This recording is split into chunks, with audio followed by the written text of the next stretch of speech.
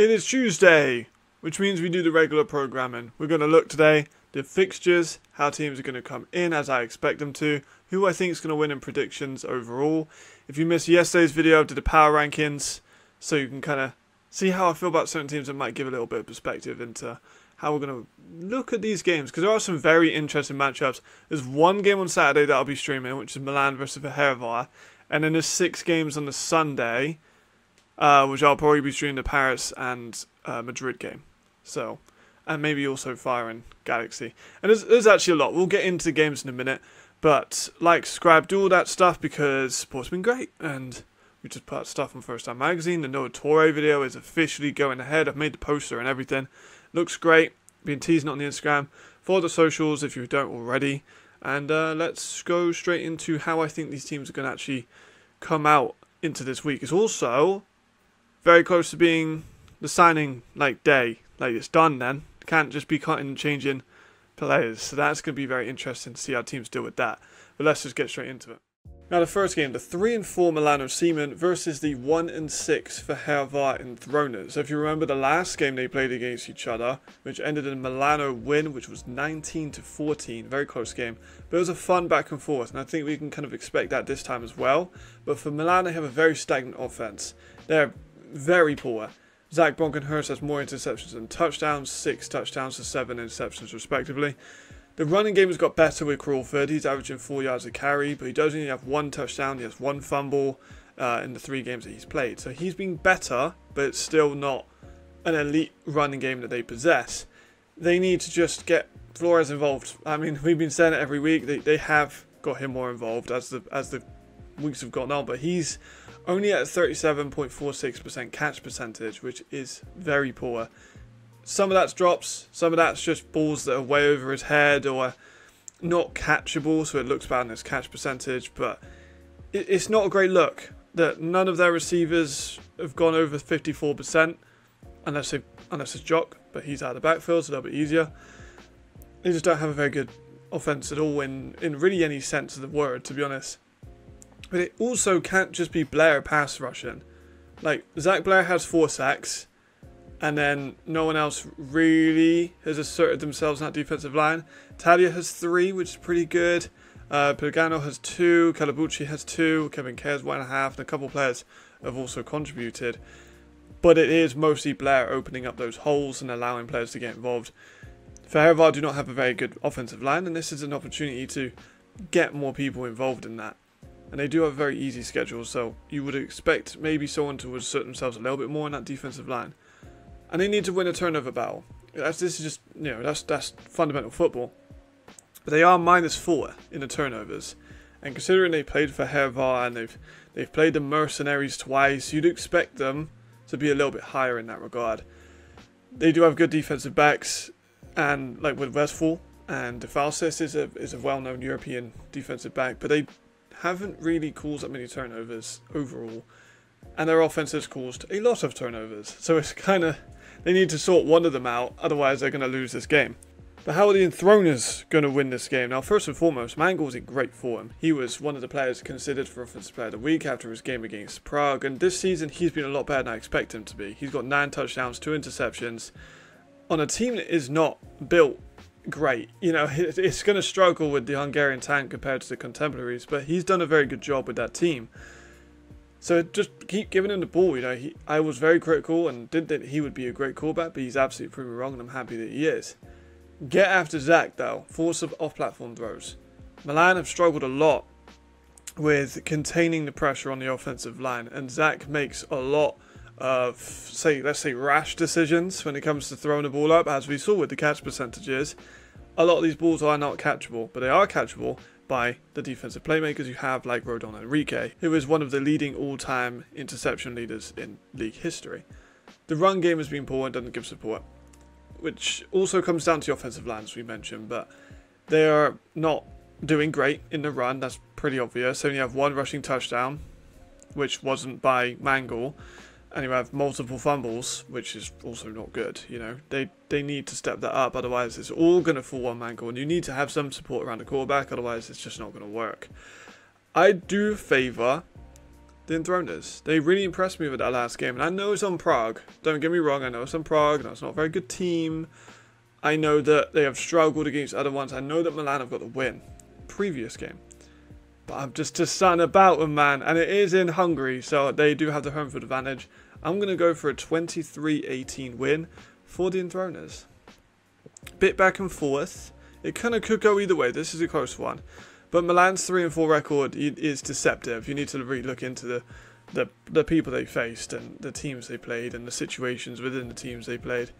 But I am favouring the Enthroners for this one, just slightly. Let's talk about the Paris Musketeers, 5-1 versus the Madrid Bravos, 5-1. You can hear my excitement because this game is going to be spectacular. I am so excited for this game. I've circled this one in my calendar from the pre-season because of how good this game is potentially going to be. Now, let's start with Paris. They had some O-line struggles in the last game.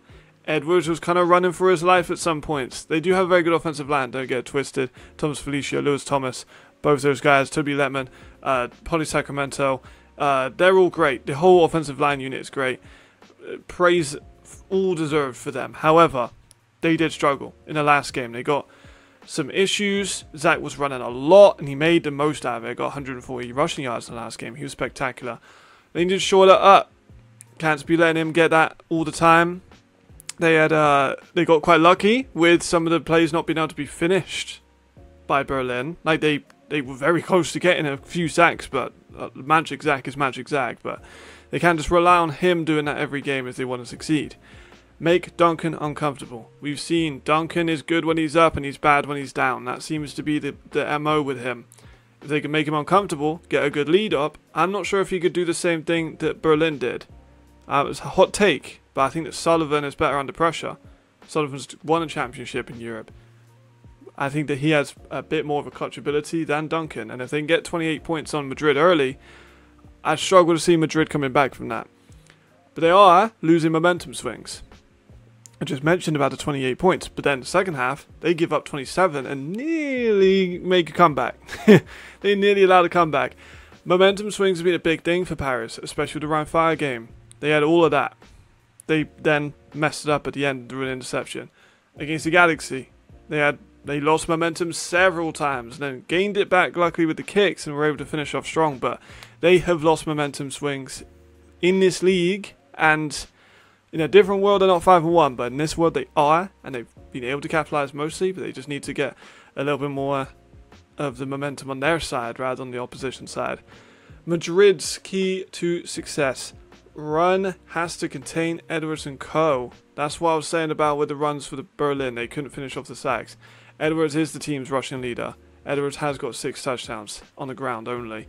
He has amazing mobility in this league. He's probably the best mobile quarterback in this league in terms of his ability to escape and then make a run with his offensive line. Like being so good as it is, he has a little bit more time, a bit more space. But he is going to have to be contained. And a running game in general, Ogmon or again Marquise, whoever they have in there, is going to have to be contained. Otherwise, they're going to struggle. And Madrid's run defense is not great. It's 11th in rushing yards allowed. They still need a second receiver to break out too. You know, their tight end is currently their second receiver, which is Raul Saneda, and he has 271 yards. You have an E receiver with Manon Siestro. You have Mario Flores, and neither of those two have had a crazy amount of production or crazy amount of targets, really, even both of them. Both of them are good receivers, and they've just not had really the opportunity to flourish. Is that something with the quarterback change, or is it just that Woody Patterson is by far the favourite? Because he's had more targets than even Madden Siestro and Flores combined.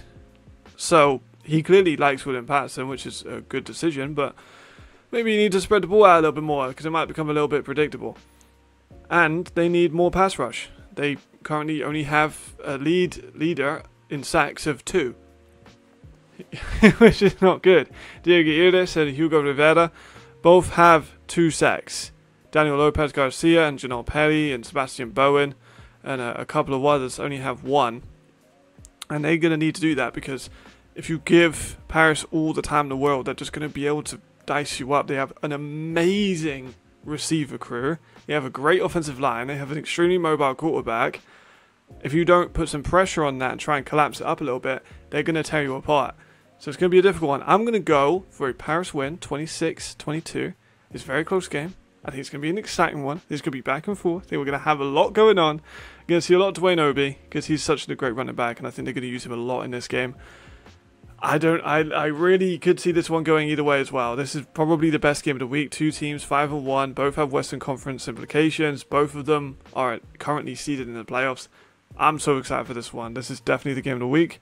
I told you this was a good week because now we got the 8-0 Vienna Vikings taking on the 4-4 Berlin Thunder. And these are two very intriguing teams. We'll start with Vienna as always. They got to fix up those busted coverages. They let up 40 to the Mercenaries, which are not historically a very good team, and they gave up 40. And a lot of that came off of those big explosive plays, those chunk plays, those random like 50-yard touchdowns seem to happen, missed tackles. I'll put that down to the injuries they've had. And that's the third point, but the injury issues have been very apparent. Xavier Edwards, Hunter Nichols, both injured, which has not helped. They've had two corners and two DBs come in, who are both very, very good. I want to make it seem like they're not very good players. They're both excellent. I mean, Ken Hike's an all-star. However, there's an adjustment period, which is, I think, is expected. When you come into a new team, you've got to learn the adjustments, and the busted coverages have been part of that. An interception, though, for the offense should not be a catalyst to then perform well. We've seen with Ben Holmes, it seems like he needs an interception to then realize he's in the game. We've seen it in the last couple where he throws a pick early and sometimes a pretty bad decision and there is just a bad throw and then it'll click and then he'll start playing better. You can't really have that against elite teams. And they've been quite, not lucky, but fortunate with playing teams that aren't very good. They did beat Berlin earlier in the year, 25-20, but of course that's a close game and they had to overcome a deficit. They need to stop throwing a pick to then get into the game. That's just the long and short of it. For Berlin, they need to realize it's a 60-minute game. Like, we've been talking about them all season, about how good they are in the first half and how bad they are in the second half. This week against Paris, they were amazing in the second half and absolutely awful in the first. It's a 60-minute game and they need to turn up for all of it. They could very easily be a positive team. They're not. They've fallen at 500 because they just can't get over the hill. Their rush defense is ranked 14th. And I talked about with Paris, they really struggled getting Edwards down behind the line of scrimmage. And Ben Holmes is a pretty mobile guy. He isn't as mobile as Edwards, but he is pretty mobile. He's pretty shifty. He can move around in the pocket. They need to get him down. I think they can do it, but also Vienna have got Pajarinen, and he's a very good running back. So are they going to be able to contain him? I'm not so sure. Also, on a special teams standpoint, they're 4-11 from field goals. And I know some of that was coming off of injuries, their kicker and stuff. Also, punting has been a bad issue. And when it comes to field position and giving teams an easier time, that's arguably was lost them a couple of games. Their defense is good at times. Their offense is very good at times. But when you give them field position and messing up punts and missing kicks and stuff, that could really be the difference between the wins and losses. This one is going to be a close one. I'm still going to leave Vienna though. I think I'm going to go for a 32-24 towards Vienna. I think Berlin do it again. I think Berlin will either get a lead or they'll make a big comeback and fall short. I can't really see it being any other way. Berlin are a weird team to watch, but this should be a very interesting game, and it just kind of comes together with the whole of this season being very entertaining and this week being crazy. Another game, we are being treated. The ELF treated us this week with this game as well. 3-4 Wrocław Panthers, 6-0 Stuttgart Surge, but don't let the record fool you. This team was meant to come in as one of the hottest, and it just hasn't been, and we'll get to that now. So they're very poor on pass defense. They're 15th on pass defense, and that was not expected. You know, they have Devin Burrell, they have William James, but for some reason it just hasn't come together. They've had injuries at the position. However, Stuttgart have an amazing receiver room, so this is going to be a point of emphasis. I think that's going to be a struggle for them to contain the pass still. They've not been good at containing the pass at all season. They're just not good at it. So we'll see how they adjust to the amazing Stuttgart Surge receiver room. Another important factor, Is Matty settled? That first game, 9 for 19, under 50% accuracy, only 52 total yards as a quarterback. It's not good. And he is a good quarterback. We saw last year how good he was for them. Very safe with the ball, can get the job done, has a good arm. And we need to see him settle up. He's had a bye week to get used to the playbook and get comfortable as receivers. It's going to be incredibly hard for him to come out against Stuttgart's incredibly good defense and rip off a lot of passes. Like, this defense is incredible. We've got Chad Warren, who I made the video about, which will be in the description. They have they have Mitch Fetting, who's an all-star. They have an incredible, they have Wilson as well. Like, they have an amazing defensive back unit, and it's going to be hard for them to overcome that. The offense has fluctuated incredibly. Now, it doesn't really need to be said that they've been weird with their quarterback issues.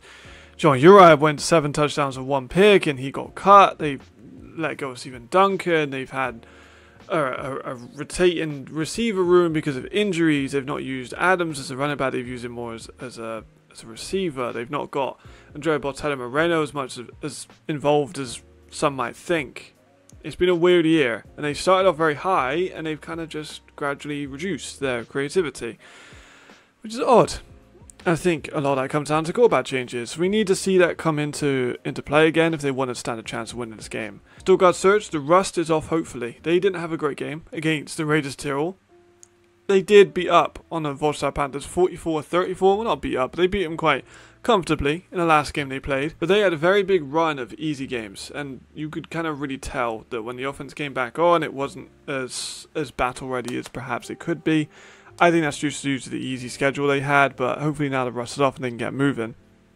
I just spent a few minutes talking about the absolute weapons that they have on defense, and they really do have an incredible defense. Obviously, I mentioned Fettig, I mentioned Warren, I mentioned Giovanni and Wenzer and Konto Warasu and Chris Malumbo and the other Giovanni brother and Zisler now as well. They just have such an incredible defense. And Wetzelberger, honestly, it just goes on and on and on and on and on about how good their defense is. And they kind of saved them in that last game with that pick 6, and that was by Raheem Wilson. And we'll see how that comes into this game. I think they could get a defensive touchdown. I think we could see how good they are. They have an amazing run defense. Their defense creates turnovers and is one of the most stepped on defenses in the entire league. Daryl Stewart's back as well. He was back in the last game, but not 100%, and you could tell that. But he is hopefully now back, fresher, more fit. Hennessy's going to be able to find him earlier and often, and I'm excited to see him back in because he's one of the best receivers in the league, and we've missed having him in this game, and he's going to be a big part of this, I think. Ultimately, 36-15 to Stuttgart. I think it's going to be quite a comfortable victory for them. I can't see Voslav really doing much damage. I think they can score, but they've been very disappointing this year overall, and I think that it's going to be a tough game for them. I won't go on this one too long. 1-6 Helvetic Mercenaries versus the 3-3 Munich Ravens. Of course, the big thing with the Mercenaries is that the offense has finally arrived. They scored 40 on the Vienna Vikings, which was just not expected at all. Not even the slightest. Their line is still shit, though. Like, let's be honest. Carl Nagan has taken way too much damage behind the offensive line. He's not able... He's like the 5th rushing leader at the moment. He's got sacked 35 times in 7 games. He's not gone on over 50%, and he's a good quarterback. He showed he can be a good quarterback. But he's just getting absolutely fucking nailed behind that shit offensive line. On defense as well, we give them a lot of credit for their defense, and deservedly so. They have a good run defense. However, their pass defense is poor. It's 14th. I wonder why. When you release an all-star corner, I wonder why your pass defense is struggling. And then Nazir Strater as well, who was a good defender. I wonder why their pass defense is struggling. They have Darrison Robinson, who's coming off an Achilles injury. He's released by Munich, so this is going to be an interesting revenge game for him. And they do have Ivory Webb as well, who's had a solid start to his ELF career. But they've had injuries with Tim Harney coming out as well, which is being a big dent. But they just have a lot of issues within that team. But they won a game, and that's good. And they did put up a good performance. It'll be interesting to see how their offense comes out of this. Munich Ravens said, it's still catching up as well, but it's getting there. Like, their defense this year, we've been quite critical of Munich, I think, league-wide, because we expected them to be so much more than they have been. But they do also have a cakewalk of a schedule going up, and they'll be able to kind of run through teams. But defensive ranks, again, they played less games than some of their other teams in this league, but they're second for rushing, first in passing, first in yards, and third for points allowed. So their defense is still an elite unit. They're 15th for rushing, 11th for passing, 12th for yards, and 8th for scoring. So it's not great, but it's getting there. Big part of that, hopefully, is Tom Wilward's back. He had injuries all year. He's now hopefully coming back into the main rotation, which would be exciting. Rodney did a good job holding it down, but Tom Wilward's just another level. So it'd be interesting to see how he's put in. He was a little bit in there in the last game against Barcelona. That was a good opportunity to get him back to being fit. They had a bye week, so hopefully now he can come in and go back to his last year's form, because he was spectacular. This is a chance for the D-line to be shit records. Like, they don't have much pass rush. Surprisingly so, they don't have like an outstanding sack leader. Vienema's got 2.5 sacks, 7 to Rubo, though he's more of an interior guy and he's an outstanding interior guy. Does only have 1.5 sacks. Further, Tyler has 10.5 tackles for loss, which is spectacular. He's been one of the standout players on this defense. Zarek Bowl only got 1 sack. We expected a bit more from him. Although he is a great player, we just expect him to be more than 1 sack at this point in the year. Helvetic's offensive line's awful, as we mentioned, so I think that'll be a big part of that. I think I'm going to go for Munich to win 36-22. I think their defense is maybe going to struggle a little bit with Aiken's running ability, but it shouldn't be too bad. And given Munich's offense now getting some of their weapons back, and obviously Malik Stanley is amazing, and I'm excited to see how he progresses in this offense, because he's just been getting better and better, and he's one of the best receivers in the league, and I love that signing. So, good opportunity for them to win. I think they'll win quite comfortably. The excitement just does not end. Frankfurt Galaxy 2-4 versus Rhein Fire 7-1. Again, another team that we really expected to be better. The Galaxy are not a good team, and the red zone is still a massive issue. They don't run the ball, they haven't passed the ball very efficiently in the red zone, they just haven't been good there overall. I think a big part of identifying the improvement is to define McKay's role in the offense. I don't know why they're running so much with him. I know we only saw 1 game with him, but he's running at a clip which I didn't think that he would. I thought they'd be a lot more pass heavy with him. They did pass with him 38 times, but he ran more than Sandro Platzkammer, and I don't know why. You get a player in that's on a week's practice that isn't familiar with the offense, and you have him run over 50 plays as like the main ball carrier. I don't see the reasoning with that one. I think that was a bad decision. I'd like to see him pass a lot more, and I'd like to see them run a lot more with that role. With Sandro Platzkammer, you've got a fucking NFL practice squad running back, and they're just not using him. And you need to find a way to stop Glenn. I don't know how you stop Glenn. I don't know if you can stop Glenn. But they've said they don't want to be the little brother to Ryan Fire, and if Glenn goes on an average game of 3 touchdowns per game, as he's done in the last 4, then he's going to break the single season rushing record on you. Do you want that to happen? If not, then find a way to stop him. It's going to be hard, but you've got to do it. For Ryan Fire, the run defense is vulnerable, and they have Sandro Platzkammer. If they choose to use him, their run defense has not blown me away this year. They've been good, but they're just kind of sitting in the middle of average, and they've shown vulnerabilities. Paris had a little bit of success in them at times, and that could be a big thing. They are currently ranked at 13th for rushing yards allowed, and 10th for passing, 12th for yards overall, and 6th for points allowed. So kind of a middle of the road, slightly below average defense overall. You have Glenn. That should really be all you need to know. If you don't know how good Glenn has been, then you need to watch the tape. He's got 1,205 yards. He's averaging just shy of 6.7 yards per carry. He's got 19 touchdowns, 0 fumbles. He's been the MVP of the league, in my opinion, and he's dominated. He's just, frankly, dominated in every sense of the word. Use him, it's not hard. Harlan looks healthy, and the passing game is clicking. Now, I've been saying all year about how they've had a lot of injuries. It's not fair to judge their passing game just yet because of the amount of injuries they've had. Now they have Harlan back, who looks a lot healthier, and Now the offense is clicking a lot more. Jadrian looked great in the last game, perfect passer rating, 6 touchdowns for him on the day. McKnight looks a lot more involved, a lot more comfortable. And also Harden is a phenomenal blocker. I will be doing a video on Harden. I had made some of the film study towards Harden. I just needed to figure it out. But he's an amazing blocker. And I think with him back in and fully healthy, this passing game is going to open up a lot. I think they're going to kind of run through the Galaxy, to be completely honest. I think it's going to be a 38-14 victory for the Rhein Fire. I struggle to see where Frankfurt win this. Like, they have a quarterback that they don't seem to have a role for. Like, he is a great scheme fit, I think, within this offense, because I think he's a better player than Luke. But they have him running the ball like 18 times, and I don't think that's a correct choice of his usage, personally, in my opinion. And they're going to have to try and stop Glenn, so I don't think they can do that. I think it's going to be a pretty one-sided beatdown, but, anything can happen. It's football. The last game to finish this up, we're nearly done. It's the last one, but it's again another really quality game. Both 2-4, Hamburg versus Cologne. Lots going on here. We'll start with Hamburg, though. They've just lost Jarvis. Like, McClam's out for the year, suspectedly, which is a heartbreaking loss for them, because he's a great playmaker.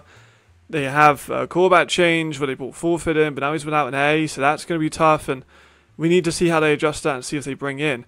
Speaking of Fulford, he cannot look at Bijan Harris. Bijan Harris is a playmaker for Cologne at corner. Don't look at him. He got a defensive touchdown. He got the forced fumble with that defensive touchdown. He got a pick at the end of the game. Don't look at him. Leave him alone.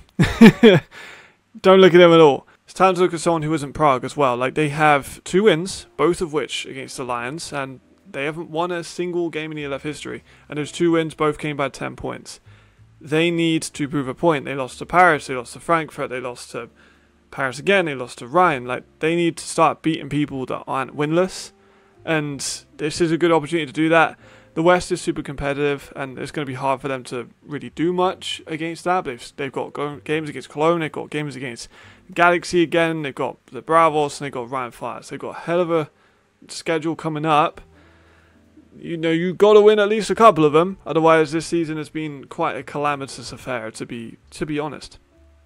Cologne Centurions, non-stop running game. We saw how effective that was against Frankfurt, how much they dominated on the ground. They had so many people carrying the ball.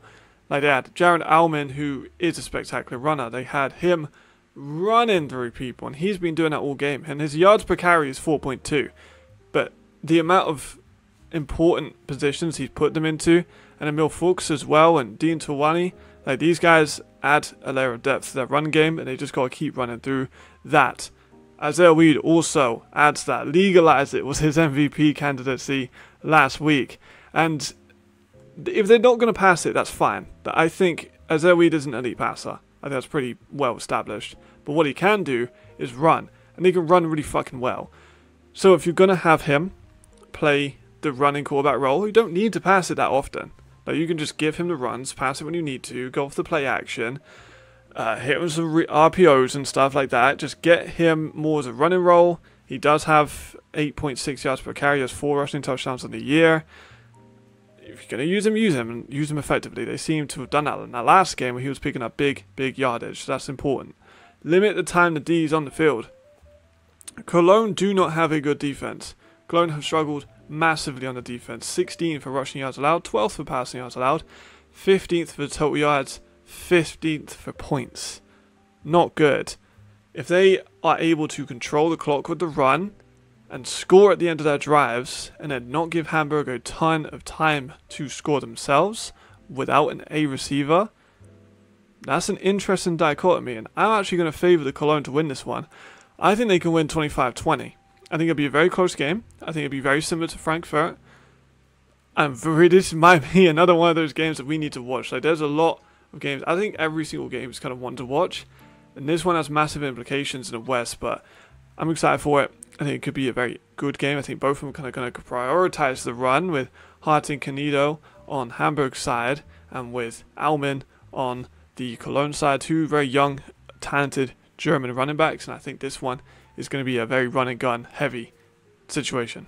It's light and it's like ominous. I've just finished doing the video, but then the clouds, because it's the UK, have got really dark, and it's It's become very ominous, but I kind of like it. So this is going to finish the video up. Let me know what you think about these fixtures. Let me know who you think is going to win. Give me your whole breakdowns if you want to. You know, I read every comment. I respond to every comment. So you know I'm around. Reach out to me on Instagram, Twitter, however you want to talk football. I'm talking football.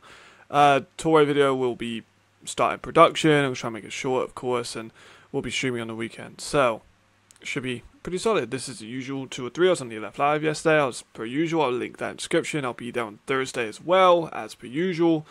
So make sure you tune in for that. And of course, pleasure as always. I'll keep this one brief because long videos and I ramble a lot as I tend to do. But thank you very much for tuning in. I will see you soon. Probably on Thursday for ELF Live, because I'm not going to have a Tour video done in one day. So I'll see you Thursday. See you later. Thank you very much. Goodbye.